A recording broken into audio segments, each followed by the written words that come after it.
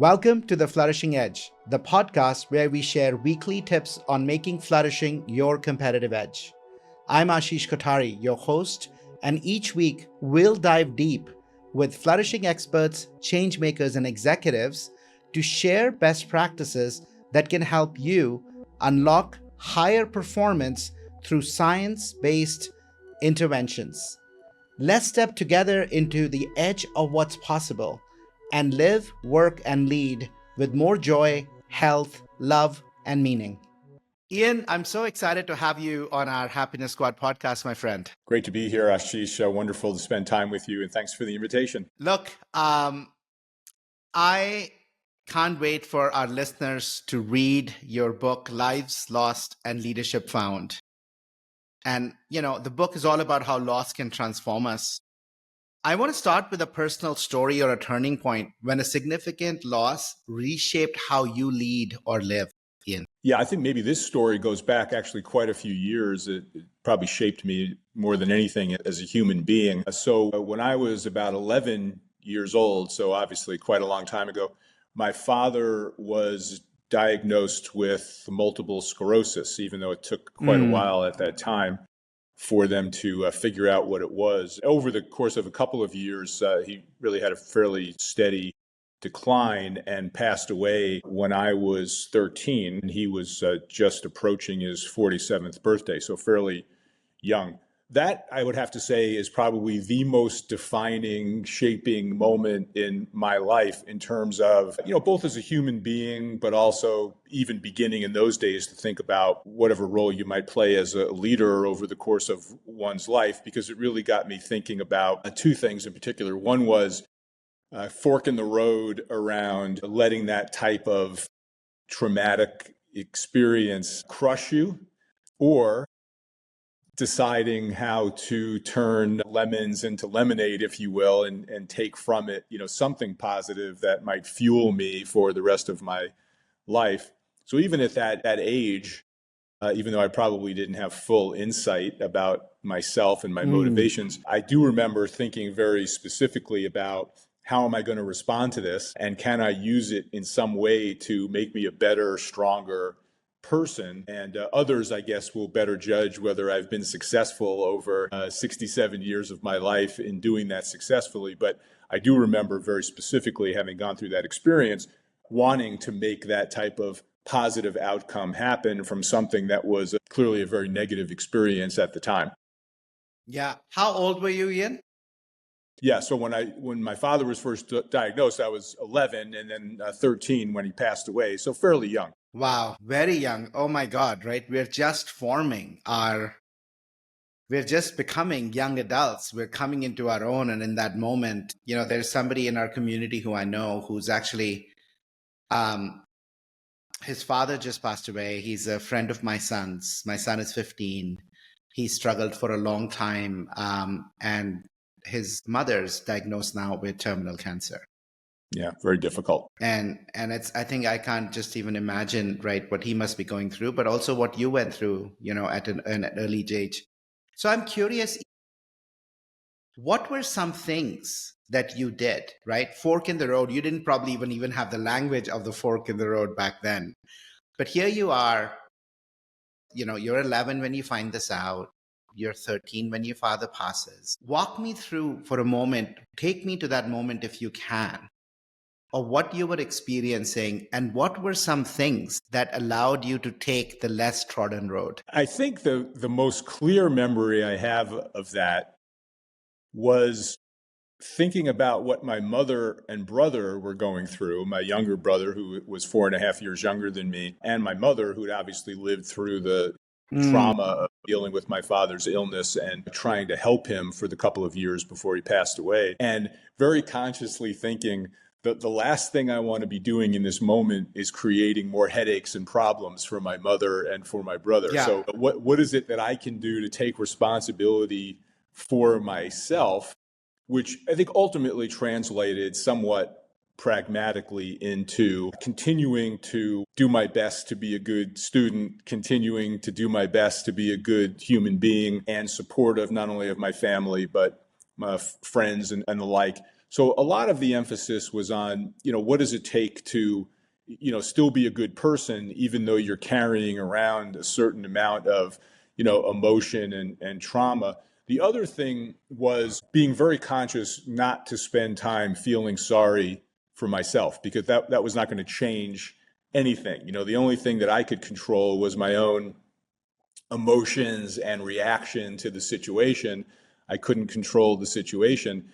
And I tried to be very conscious of take a negative, turn it into a positive, take something difficult, learn from it, grow, and try to be a better person, which of course, when you're 11 or 12 or 13 years old, probably has different meaning than it does now, reflecting back on it many years later. But I still remember being very conscious and intentional about that, which even today, this whole idea of intentionality, which we might get into a little bit more as we continue to talk, has actually been a valuable life lesson for me.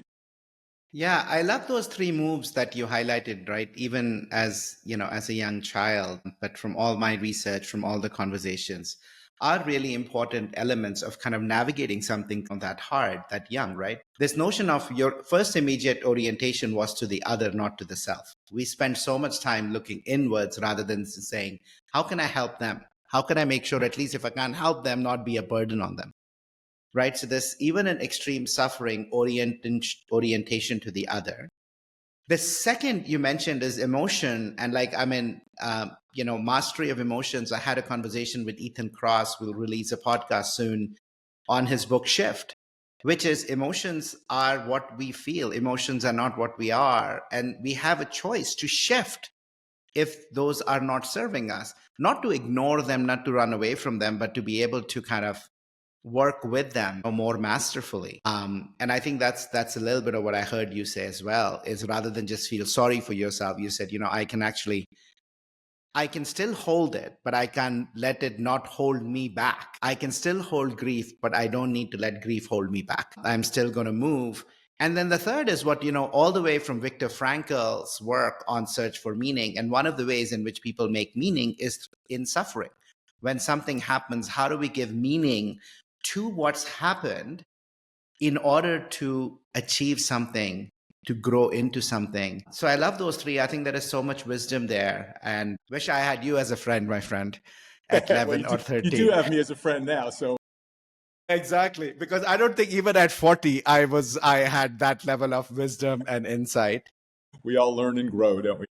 Right. But I have to tell you, you said, I don't know if I've taken those lessons and become somebody. Well, my friend, from my time over the last couple of years, getting to know you, seeing the community you've cultivated around you, how you support others, how selfless you are, I think the universe will smile kindly, and I think you'll be proud as you approach your 80s and 90s. Look back, you've touched so many lives, Ian, and you've made so many lives matter. So I'm grateful to have you as a friend. Look, so from that moment, right, you've literally spent decades advising leaders, teaching, writing, coaching, leading the HR function. I think you were at Northrop for a fair part of your career. I'm curious how your understanding of flourishing, right, flourishing in the workplace, flourishing as humans, evolved over your career, personally and professionally. And maybe even start with what does flourishing mean to you today?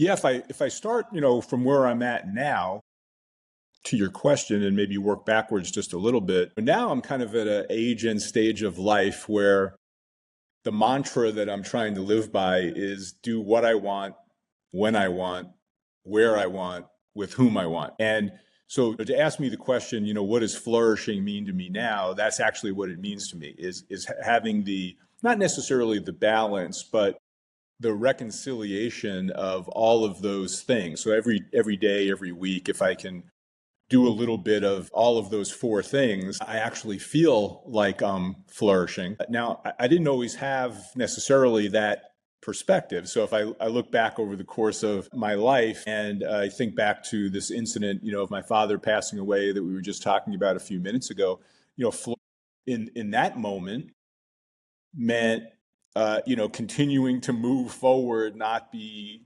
devastated or knocked down too severely or too permanently by a difficult circumstance and continuing to be there for my mother and my brother and other family members and for myself. That is really what flourishing meant at that time. The years in between, over the course of my life and career, I know a lot of people talk about the idea of balance, between work and personal life. I've tended to think about flourishing maybe in a slightly different way, which is not necessarily the idea of balance, but the ability to, again, reconcile the competing priorities of things that are, focusing on you, yourself, your own well-being, the well-being and the flourishing of other important people around you, at the same time being able to, give your fullest and your best to whatever career or job pursuit you might be in, and being passionate, about all of those things, because I can certainly tell you as a, longtime HR person and somebody who's focused a lot on leadership these last 43 years, I'm very fortunate to love what I do, but I do spend a fair amount of time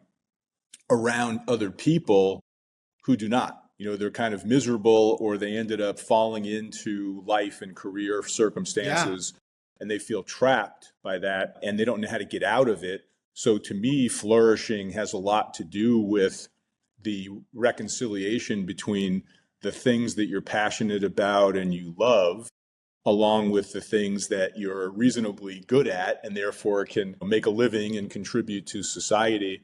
And of course, most importantly, I think doing that what's best for and being there for family and friends and other people that you care a lot about. If you can get some sense of a reconciliation of all of those things, even if it's not perfectly balanced, I think you've done pretty well at achieving flourishing as we might now think about it. Yeah, no, it's beautiful, right? This orientation of finding meaning, loving what you're doing, using your strengths, serving others, being there for family and friends.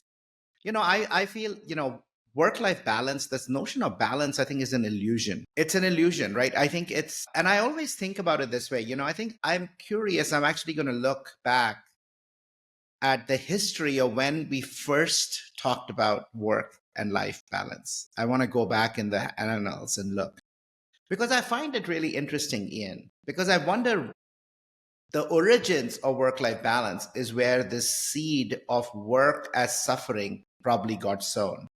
Mm-hmm. Because we don't create boundaries when it comes to life, right? Like life is not just life. Life is time with myself, time with family, time with friends, doing things I like, doing things I don't like, right? We don't break out. There are a lot of things we do in our life that are not enjoyable. Right. Shopping for groceries, paying the bills, right? Like for some people, gardening, for others might not be, taking the trash out, fixing things, like these are not necessarily enjoyable things. There's some of these things that need to be done, right? For some parents, taking their kids to kind of baseball games and whatever all weekend long is joyful. For many, it's a chore, right? That's but right. They just do it. It's something they do because they think it's the right thing to do. But we don't boundary. This is the time for, like, I'm giving to my kids to take them to school. This is the time I'm doing this. But somehow, when it comes to work, it's the same story. There's not all aspects of work people don't like. There's some things they like. There's some things they don't like. But we only draw the boundary between work and life, and we try and balance it rather than really think holistically and integrate work and life. I'm curious what you think about that.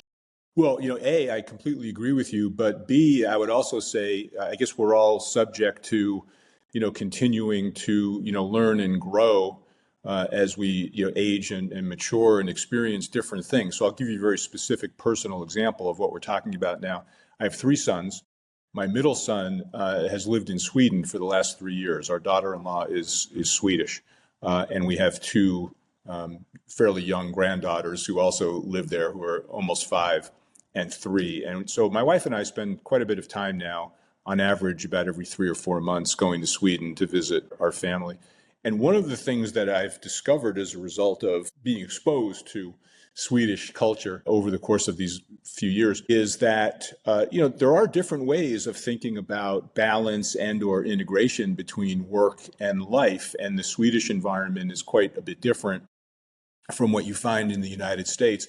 To oversimplify it, I would say that more people have a tendency to think about they work to live rather than living to work, and they have a high priority that they place in society on whatever their definition of balance is. But the other thing, which has also been very instructive and I'd say quite impressive, is that whether or not you personally, any one of us who's listening in personally adheres to the idea of live to work or work to live.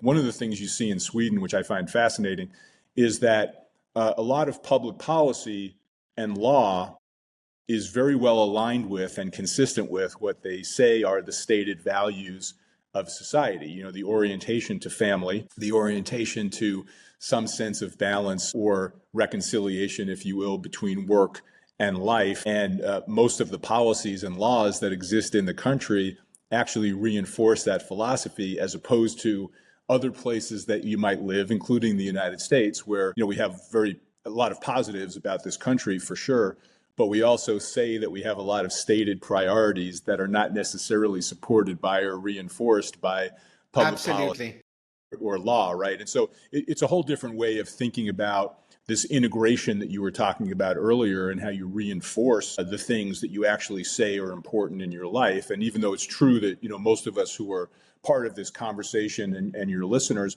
may not have control necessarily directly over public policy or law, we all do have control about our own priorities and how we spend our time and what we make, decisions we make in terms of the level of importance of those things to us personally. And so you can make choices. And I think absolutely. You do. Yeah, I think, I had the benefit of working with a client who was Swedish in my last 18 months while I was at McKinsey. And so, yeah, very firsthand, I have several friends in Sweden. We went in 2022, actually spent a couple of weeks in Sweden.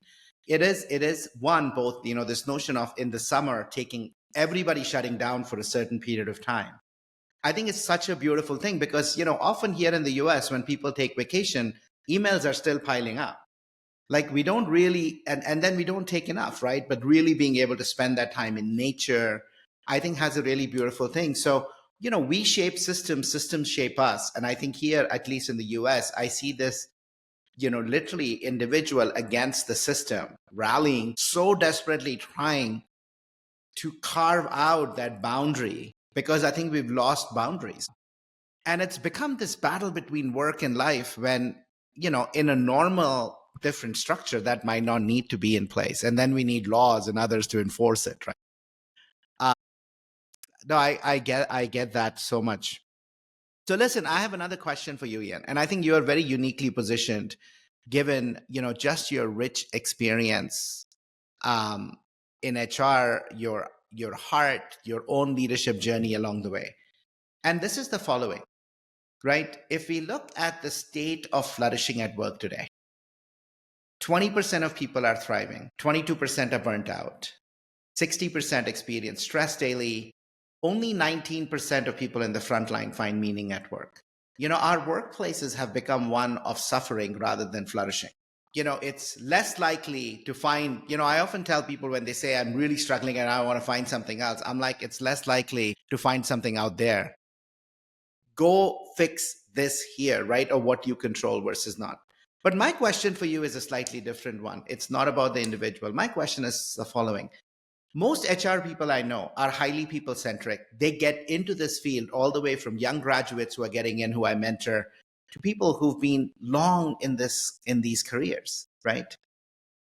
I'm curious, as somebody who's long tenured, what is your perspective on what is going wrong? Why are those dreams that people go into HR and people functions with get shattered? That our workplaces do not look anything like our manufacturing sites or tech centers, et cetera, where 70-80% utilization of assets is what's happening. And here we've got 20% of people who are actually doing well. What do you think is going wrong? Yeah, of course, complex question and a lot of different issues, which I'm going to try to oversimplify here as we have this part of the conversation. First of all, even though I'm not denying the data that you just shared, because I think it's very accurate, one of the things I do see, however, is a wide disparity between, individuals and organizations in terms of their level of engagement, level of flourishing, level of enthusiasm for the environment that they're in, versus other places where it's probably less than 19 or 20%. It's closer to zero, where people are completely miserable. And I think, there's a couple of distinguishing factors here, whether you're an HR person or whether you're just somebody trying to thrive and flourish in the work environment. It's part of it's systemic and part of it's more, individually based. I think at the individual level, the single most important thing that we can control or influence is trust. Do we spend time building trust between ourselves and other people? And do we also spend time demonstrating that we trust other people? And probably a good, this is just one example, but it's a current example. Ever since COVID, of course, organizations have been wrestling with this idea of, almost immediately overnight moving to remote work in order for things to get done during the COVID epidemic. Then you come out of COVID and now organizations are still struggling with, do we want everybody to come back to the office, so to speak? Are we okay with people working remotely? What about hybrid work environments? And there's all kinds of battles now going on of companies trying to encourage, or maybe better said, demand that people come back to the office. And there's a lot of, rationalization and explanations for all of that. But to be honest with you, I think most of that is baloney. I think the real issue is fundamentally, as a leader, do I trust you? Do I believe that if I can't see you and you're not sitting or standing next to me every day, that you're actually still working and still being productive? And, until we get our arms around fundamental trust between human beings, it's tough to get to the place of flourishing that we're all striving to get to, and getting those numbers above, 20%. The other thing, though, is a little bit more systemic, which is the fact that, like the Sweden example that we were just talking about a minute ago, I think in organizations, our stated priorities don't necessarily align with the practices and processes and the culture and the environment that we actually have established. And we have to get comfortable at changing those things to better align with what we say is important. What we typically say is important is performance and results, and we usually mean that. But we also say it's important that we have a culture or a work environment where people feel valued and where they can be themselves and where they have an opportunity to flourish and grow and learn. And we're not nearly as good or consistent at doing those things. We pretty much or even measuring them.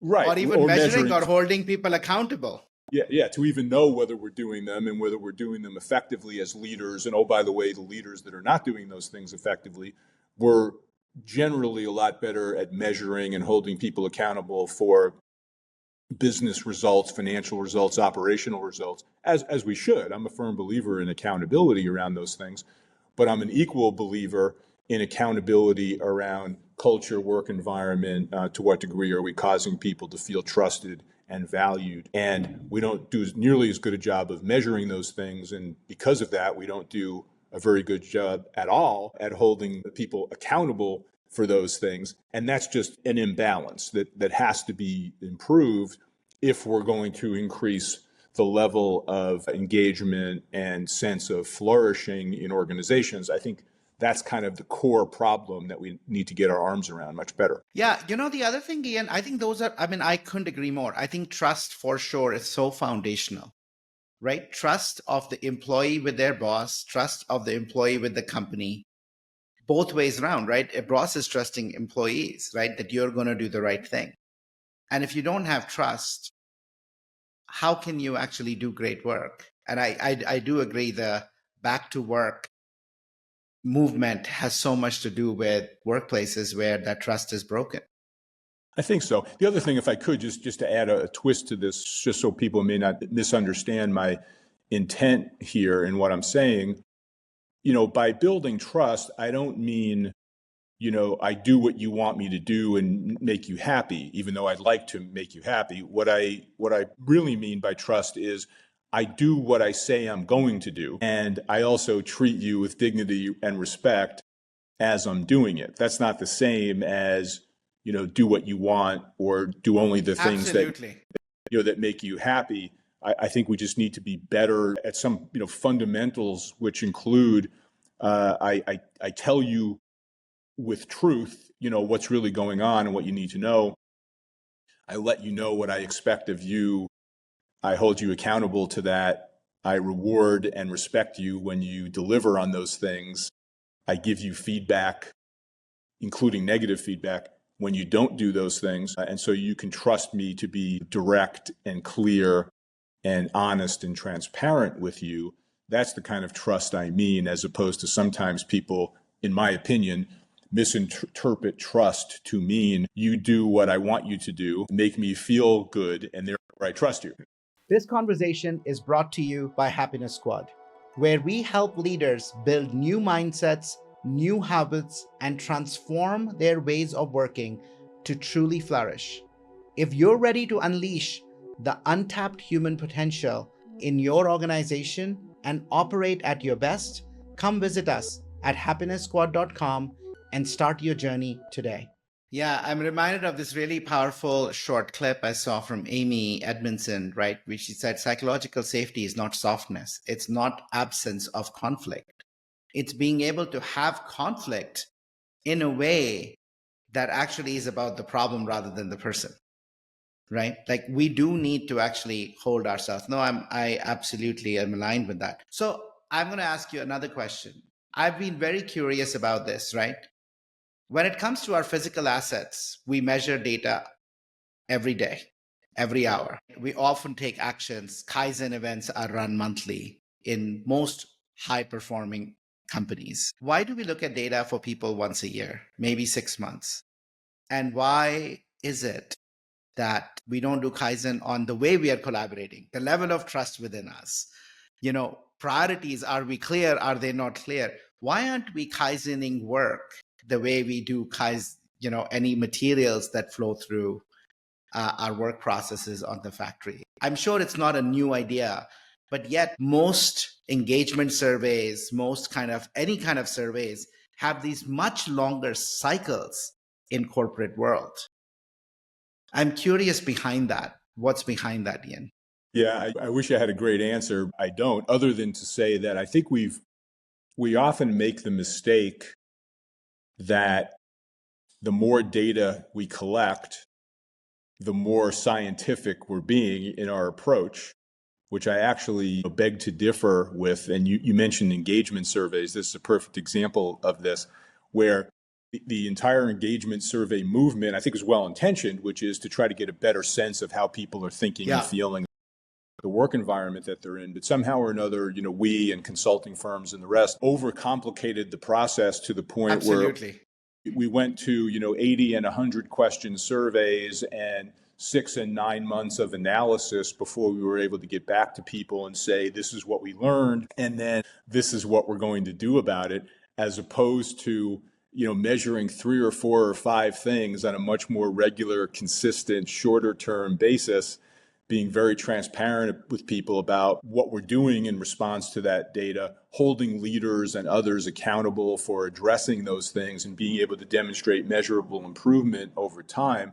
So a much shorter turnaround cycle over a much shorter list of things that actually make the biggest difference. The whole analytics movement is a broader example of this, where I'm a big believer in analytics, but what I see a lot of organizations do is they put together, particularly people analytics on 20 and 30 things at the same time, and they don't have the capacity to address well all 20 or 30 things. So why bother collecting the data? And then they diffuse their own momentum by trying to do too things simultaneously and can't hold people accountable for the few things that actually matter the most. So bottom line message, I think, if we're going to get better at this, is simplify dramatically the number of things that we're measuring and collecting data on, and increase dramatically the level of accountability that we're holding people to for actually addressing and improving those things. If we can do that, we'll make much more progress than measuring 100 things and making no progress at any of them. Yeah, no, we are so like-minded on this, and that's a little bit of the journey that we are on. The third thing we are kind of also integrating with more frequent cycles and accountability is actually putting the onus, like we do in manufacturing art transformations or digital transformations, with the team. Give the team rather than make engagement be an evaluative score, make it a tool where as a team, and again, it goes to the foundation of trust, because a lot of people say, yeah, but are people going to really tell you what they think?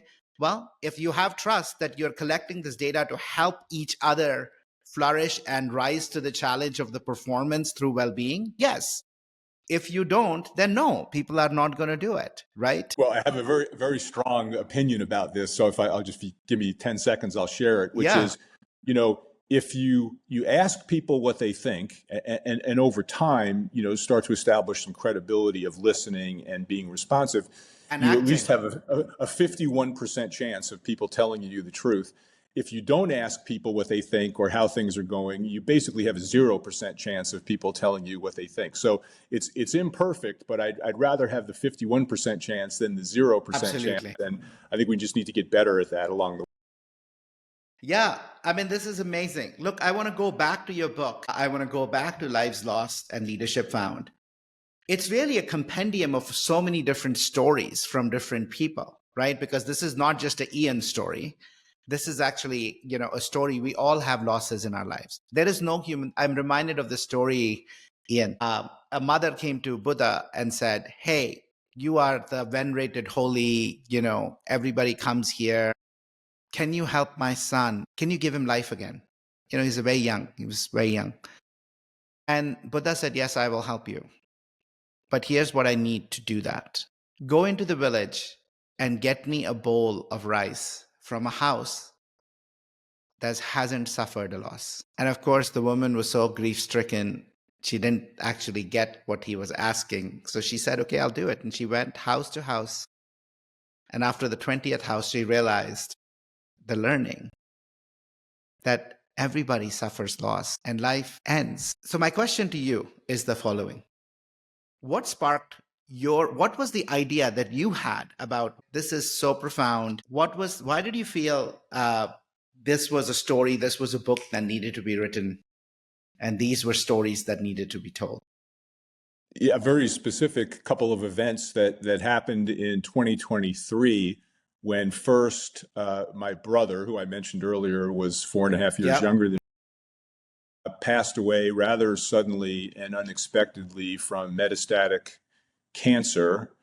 And then 6 months later, my mother, who was 93, and therefore obviously maybe a little less shocking that she would pass away, suddenly passed away from cardiac arrest after experiencing some severe stomach issues, and then her entire system shut down. So she went to the hospital and literally within 4 or 5 hours had passed away. So these two losses within a 6-month period of time, obviously, for anybody who's experienced that type of loss, is jarring, of course. But I also found myself almost immediately thinking, just like I did with my father's death, don't spend a lot of time sitting around feeling sorry for yourself. What can you learn from this experience? Which then got me to thinking not only about a book, but maybe more importantly, the idea that, of course, I was not the only person who experienced loss, as you just said. And therefore, there might be other people who have stories to tell about things that they learned from a lost loved one, which then caused me to reach out to various people in my network to, test that hypothesis. And lo and behold, what I discovered, not surprisingly, was that there were quite a few people who had stories to tell, never been asked to tell their story, but actually saw this as an opportunity for a little bit of catharsis and to, honor the person who they'd lost. So the fundamental premise of Lives Lost and Leadership Found is really about life and leadership lessons learned from lost loved ones. That became the fundamental crux of the book, if you will. And the rest is history in terms of creating, as you were alluding to a minute ago, something that was a very collaborative kind of passion project that wasn't just about Ian's view of the universe as the lead author, but incorporates a lot of other very diverse perspectives, stories, lessons learned, from a very wide variety of people who provided input into. So beautiful. Again, action and orientation of how do you make meaning through your hardship, your suffering, and tuning into recognizing it's a shared effect, right? I'll add a story, Ian, to your story of lives lost. And this was actually, I think it came at a time where even though I was not very spiritual and religious, I've always had a deep feeling of interbeing and kind of wonder in the universe. And this was one of those moments that actually created this for me. So when I was born, I almost died. I could not digest any milk. My mother's, so like I just couldn't, like there was nothing that would, no formula would work, formula, milk, nothing. And the doctors had given up on me. And my grandmother, my mother's mother, I was one of her dearest grandsons because she healed me back to life. And she always said to my mother, and she was like, you might have given him birth, but I have given him life. Right. So we always had a very tight bond. We were always really, really close. She doted on me. I doted on her. At 23, I moved to the US. And a year and a half after that, one night, I was in my sleep. I dreamt of her. And she came in my dream. And I still, to this day, 28 years later, remember walking down this beautiful path with her holding my hand. And, we said goodbye and she left. And right as she left, the phone rings and it's my mother calling from India. It's 2:30 a.m. in the morning in Chicago. And she calls to say, your grandmother just passed away. And it had literally happened that afternoon. She had gone to sleep and she hadn't woken up. And I knew at that moment, and I said, yeah, I know. And she said, what do you mean you know? She said goodbye. She came to me. And this notion of life is more than just what we experience out there. And there is something divine and fundamentally, continuing nature of life beyond kind of the physical was something I lived with, even though I not quite interacted with that, but that always was present for me. And has been a driving force. So that's a life lost leadership journey found, right? From a young age to add to your collection. Yeah, thanks for sharing that story. And sorry for the loss. But listening to you tell that story reminds me quite a bit of what we experienced in putting this book together, because it turns out that even though the process of writing an essay about a lost loved one has proved very cathartic and emotional for a lot of people who contributed, what fascinates me is that some of the people that are being written about and featured in the book, passed away fairly recently, a matter of months or maybe a couple of years, like my brother and mother.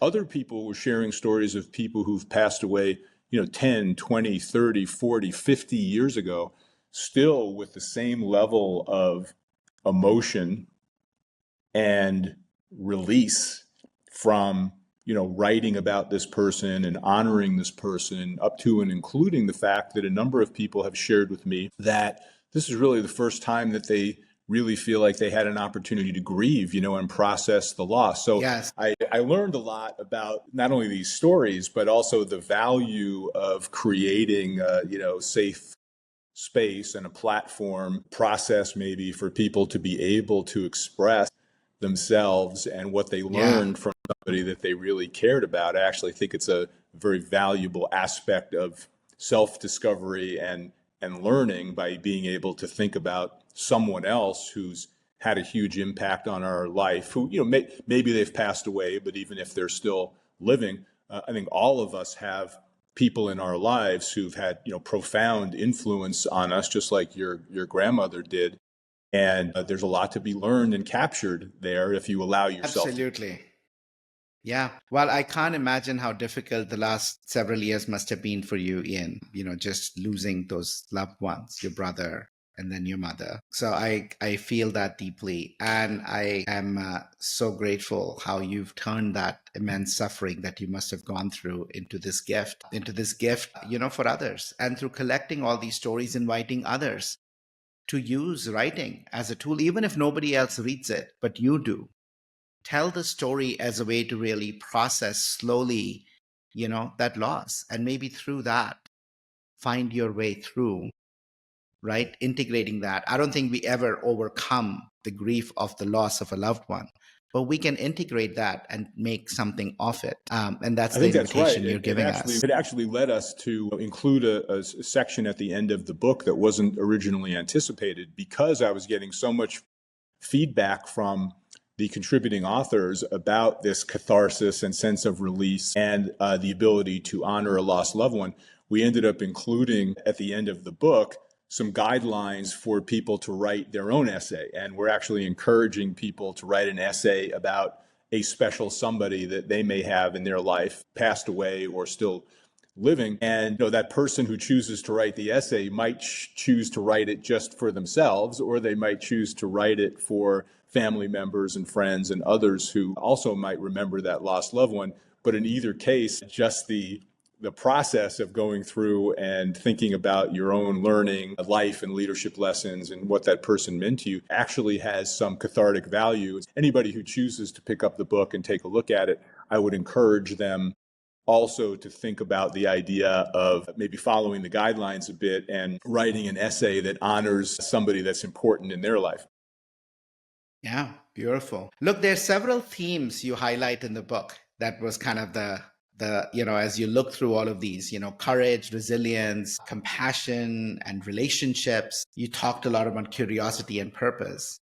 And then you talk about the smoothie effect. What's the smoothie effect? Well, I use this analogy in the book, having experienced lots of people in my life who are somewhat addicted to smoothies. Most people have had the experience of, eating or drinking a smoothie from time to time. I don't consider myself a smoothie aficionado, but here's what I've kind of learned about it as an analogy. First of all, it's about a $12 billion global industry, expected to go to about $30 billion by the year 2032. So it's not an insignificant part of life and an economy. But what I found was that there were some overlapping themes between, putting a smoothie together and the idea of processing the loss of a loved one. So just a couple of examples of that. First of all, smoothies are kind of this concoction of ingredients. You learn a lot about, in life and leadership, also about the ingredients of surrounding yourself with really good people, and what you put into life, also what you get out of life. That's true of a smoothie as well. There's also a lot of blending, if you will, of seemingly disparate ideas and feelings that you deal with when you're going through a loss that are actually quite similar to the disparate tastes of, chocolate and whey powder and blueberries and all kinds of other things that you throw into a smoothie that you might not necessarily think about consuming all at the same time. There's also this whole idea of slicing and dicing and chopping and crunching and mixing and mashing and bashing, all the various ingredients together.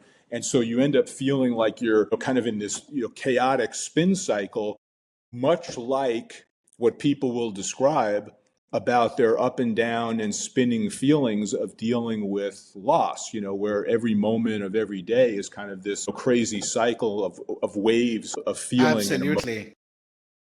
And the last thing that really struck me about the analogy was this idea of intentionality, the way that you deal with loss, particularly if you're trying to do it in as productive, a positive a way as possible and learn something from it, has a lot to do with the intention of approaching it that way, just like putting together a good, healthy, yet tasty smoothie involves a lot of intention and planning, and not only the selection of the ingredients and the chopping and the slicing, but also this, if you think about the blender, right? The blender's going, and then it stops and there's silence. And then the blender again goes, and then it stops and there's silence.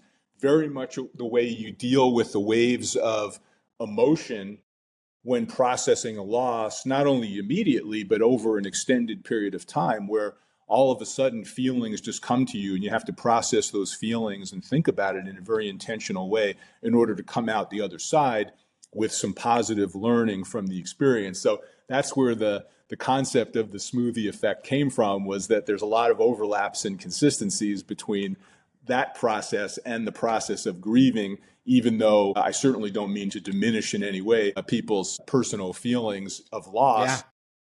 By oversimplifying it in terms of thinking about it as making a smoothie. I think it's there are some brilliant. common. I think it's brilliant. I absolutely love the analogy.